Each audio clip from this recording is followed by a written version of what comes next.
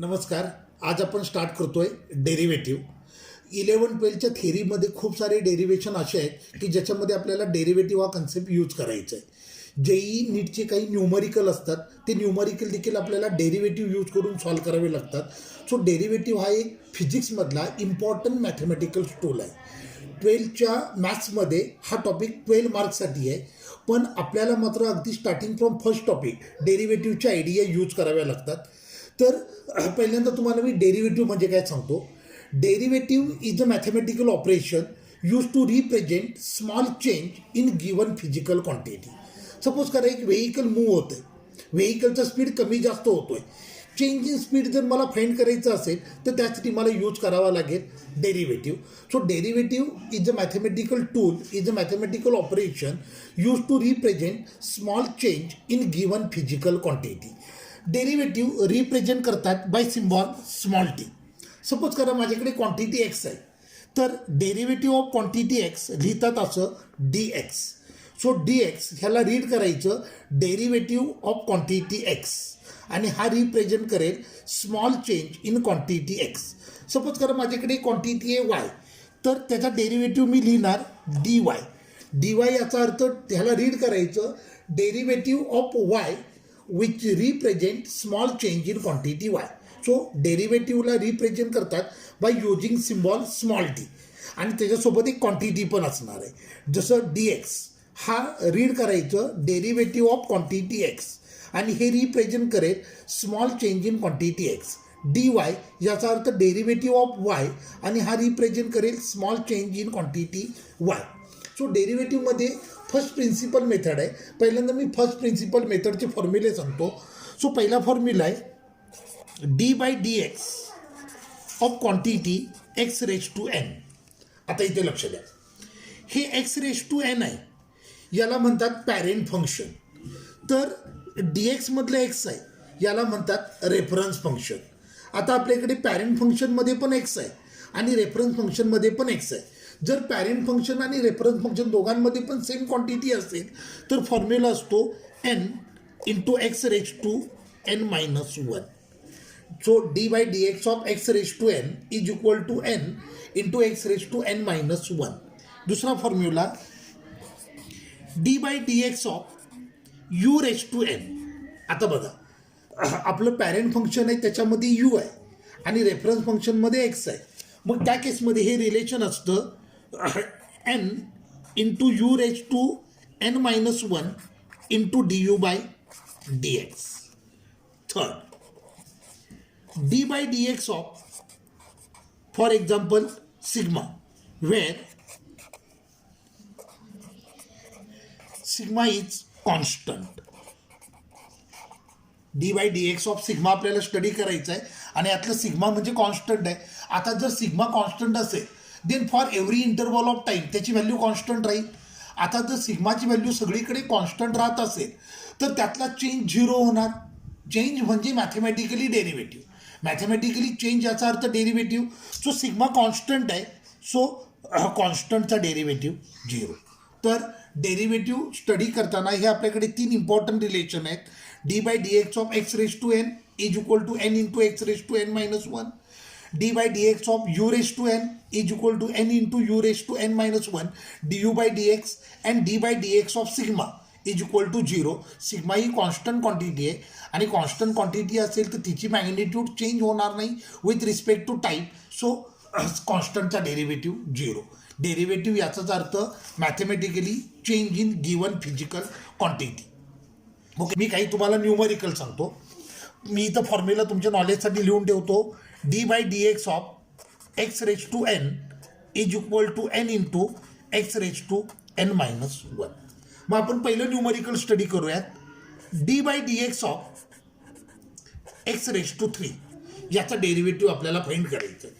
आता वरच्या इक्वेशनशी तुम्ही जर कम्पेअर केलं, पॅरेंट फंक्शनमध्ये आपल्याकडे एक्स आहे, रेफरन्स फंक्शनमध्ये पण एक्स आहे, म्हणजे आपल्याला हे रिलेशन यूज करावं लागेल, कारण पॅरेंट फंक्शन आणि रेफरन्स फंक्शन सेम आहे.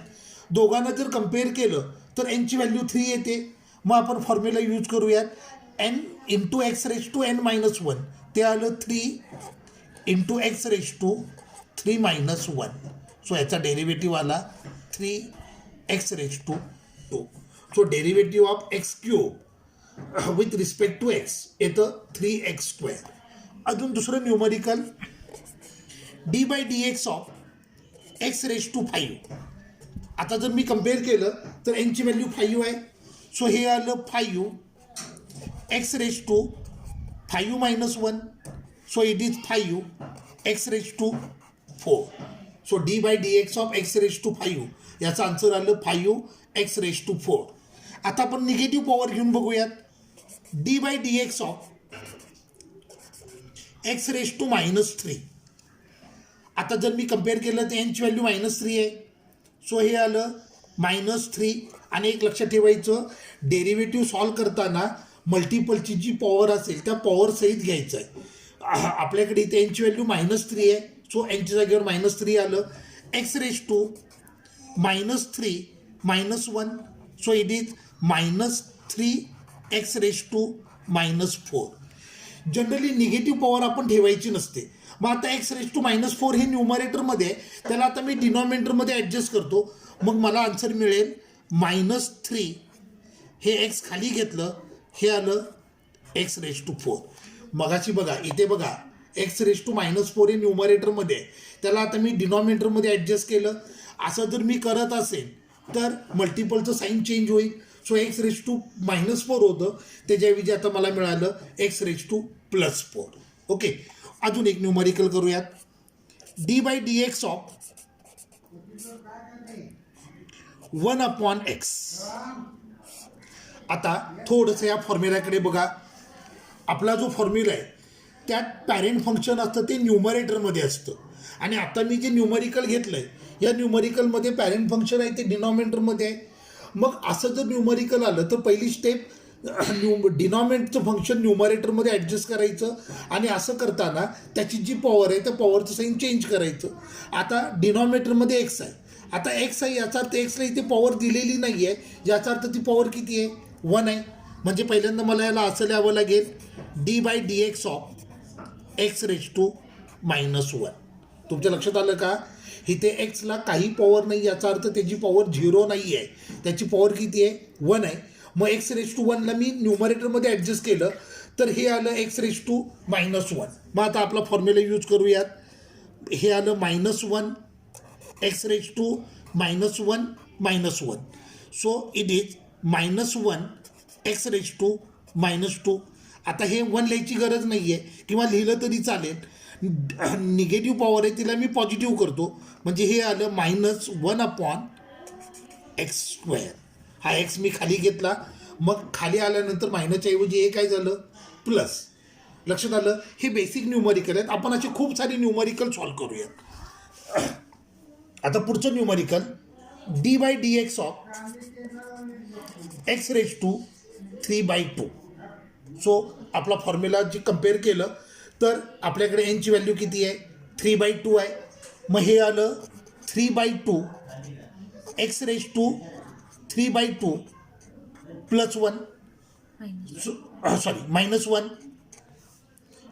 Is equal to 3/2 x raise to cross multiply करतो 3 - 2/2. सो हे आलं 3/2 एक्स रेज टू 1/2. आता रेज टू हाफ म्हणजे under root. So 3/2 into √x. हे याचं आन्सर. लक्षात येतं आहे का? आपण अगदी सिंपल न्यूमरिकल सॉल्व करतोय. पुढे डेरिव्हेटिव्हमध्ये आपल्याला अगदी डिटेलमध्ये स्टडी करायचे, ज्याच्यामध्ये आपल्याला इक्वेशन सॉल्व करायचे आहेत, प्रॉडक्ट रूल स्टडी करायचं आहे. तर हे अगदी साधं न्यूमरिकल लक्षात आलं. आता अजून एक न्यूमरिकल करूयात. D by D x of √x. आता पुन्हा एकदा आपल्या फॉर्म्युल्याकडे जाऊयात. आपला फॉर्म्युला बघा. ह्याच्यामध्ये एक्स रेज टू एनला काहीतरी व्हिजिबल असणारी पॉवर आहे. आता तशी पॉवर या न्यूमरिकलमध्ये दिसत नाही आहे, पण आत्ताच वरच्या न्यूमरिकलमध्ये आपण स्टडी केलं आहे. √x याचा अर्थ एक्स रेज टू हाफ असतो. मग पहिल्यांदा मी हे न्यूमरिकल व्यवस्थित लिहून घेतो. D by D x of √x, त्याच्याऐवजी मी लिहितो d by D x of x raise to half. आता कम्पेअर केलं तर मला एनची व्हॅल्यू मिळाली. एनची व्हॅल्यू हाफ आहे. मग लिहूयात half x raise to half -1 so हे आलं 1/2 x raise to cross multiply करतो 1 - 2 अपॉन 2. सो हे आलं 1/2 एक्स रेज टू -½ पण आपण निगेटिव्ह पॉवर ठेवत नाही, मग ह्याला मी आता पुन्हा प्लस करून घेतो. सो 1/2 एक्स रेज टू ½ याचा अर्थ अंडर रूट. सो याचा आन्सर आलं equal to 1/2√x. So d/dx of d/dx of √x याचा आन्सर आलं 1/2√x. कळलं का? अगदी साधे साधे न्यूमरिकल आपण स्टडी करूयात. मी पुढचं न्यूमरिकल सांगतो. d/dx of x raise to 5/7. आता जर आपण आपल्या फॉर्म्युल्याची कंपेअर केलं तुम्हाला लगेच लक्षात येईल की इथे यांची व्हॅल्यू किती आहे, 5 आहे. मग मी सॉल्व करतो. हे आलं 5/7 x raise to 5/7 -1. So 5/7 x raise to 5 - 7 upon 7. So it is 5/7 x raise to -2 upon 7. Negative power आपल्याला ठेवायची नाही. मग हे फंक्शन जे न्यूमरेटरमध्ये त्याला आता मी कुठे ॲडजस्ट करणार, डिनॉमिनेटरमध्ये ॲडजस्ट करणार. सो हे आलं 5/7 x raise to 2/7. So derivative of x raise to 5/7 with respect to x हे आन्सर येतं 5/7 एक्स रेज टू 2/7. आता अजून एक न्यूमरिकल आपण करूयात. d/dx of x raise to -1/3. आता कोणी मला सांगेल की पहिल्यांदा पहिली स्टेप तुम्ही काय करणार, तर आपली पॉवर कम्पेअर करणार. पॉवर कम्पेअर केलं तर इथे यांची व्हॅल्यू किती येते, -1/3 येत आहे. मग सॉल्व करूयात. हे आलं -1/3 एक्स रेज टू -1/3 -1. सो हे आलं -1/3 x raise to cross multiply करूया -1 -3 upon 3. So it is -1/3 x raise to -4/3. Negative power आपल्याला नको आहे. आणि एक लक्षात ठेवायचं, निगेटिव्ह पॉवर ज्या वेळेला तुम्ही पॉझिटिव्ह करता त्यावेळेला फक्त हा नंबर आहे, या नंबरचं साईन चेंज होईल, अगोदरचं मायनस साईन बिलकुल चेंज होणार नाही. सो हे आलं -1/3 x raise to 4/3. d/dx of x raise to -1/3 याचं आन्सर आपल्याला मिळालं -1/3 एक्स रेज टू 4/3. आता d/dx ऑफ √x³. आता मी असं लिहिलं. आता सगळ्यांना माहीत आहे अंडर याचा अर्थ काय असतो, रेज टू ½ मग पहिल्यांदा हे व्यवस्थित लिहून घेऊयात. d/dx ऑफ हे आलं एक्स रेज टू 3 आणि ते अंडर आहे त्यामुळे ब्रॅकेट रेज टू ½ आलं. आता आपल्याला रूल माहीत आहे, पॉवरची पॉवर असेल तर पॉवरचं मल्टिप्लिकेशन असतं. म्हणजे हे आलं d/dx of x raise to 3/2. ही स्टेप तुमच्या लक्षात आली. अंडर याचा अर्थ रेज टू ½ असतं. आता हे कुणाचं अंडर आहे, x³ अंडर आहे. त्यामुळे हे आलं x³ रेज टू ½ पॉवरची पॉवर असेल तर पॉवरचं मल्टिप्लिकेशन करावं लागतं. मग 3ला 1/2 मल्टिप्लाय केलं तर आन्सर किती आलं, 3/2.